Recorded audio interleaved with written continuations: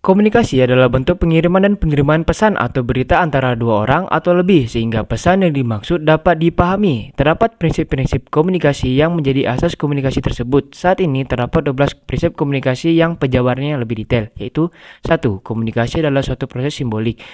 Prinsip komunikasi pertama adalah komunikasi merupakan suatu proses simbolik yang timbul dari dalam diri manusia yang bersifat dinamis, sirkular dan tidak berakhir pada suatu titik tertentu saja, tetapi harus berkelanjutan secara terus-menerus.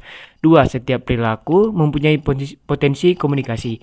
Komunikasi bisa terjadi pada tiap perilaku. Hal ini yang dimaksud bahwa tiap orang bisa saja dimaknai sedang terlibat dalam komunikasi meski tidak bermaksud untuk mengkomunikasikan sesuatu. 3. Komunikasi mempunyai dimensi isi dan hubungan.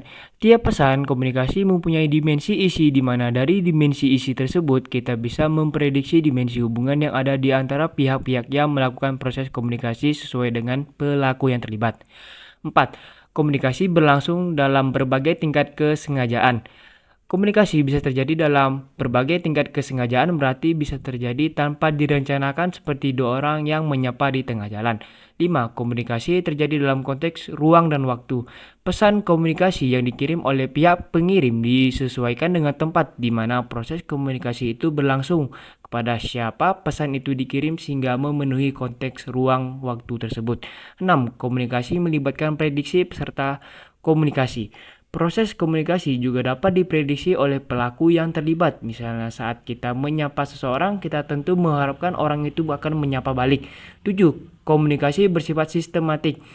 Artinya, cara seseorang untuk berkomunikasi dipengaruhi oleh beberapa faktor, mulai dari latar belakang budaya, pendidikan, nilai adat, dan pengalaman. 8. Komunikasi lebih efektif jika latar belakang sosial budaya mirip. Komunikasi antar dua orang dengan latar suku dan budaya yang sama akan lebih efektif dan lebih nyambung dibandingkan komunikasi antar dua orang dengan latar belakang yang berbeda. 9. Komunikasi bersifat non-sekuensial. Proses komunikasi bersifat sirkular dalam arti tidak berlangsung satu arah. Artinya, komunikasi juga akan melibatkan respon atau tanggapan sebagai bukti bahwa pesan yang dikirim itu diterima dan dimengerti. 10. Komunikasi bersifat prosesual, dinamis, dan transaksional. Ada proses saling memberi dan menerima informasi di antara pihak-pihak yang melakukan komunikasi. 11. Komunikasi bersifat irreversible. Komunikasi juga bersifat irreversible atau tidak dapat dikembalikan. Artinya efek atau dampak komunikasi tidak dapat dihilangkan. 12. Komunikasi bukan panacea untuk menyelesaikan berbagai masalah. Maksudnya, komunikasi bukanlah satu-satu solusi yang dapat digunakan untuk menyelesaikan masalah. Sekian dari saya. Wassalamualaikum warahmatullahi wabarakatuh.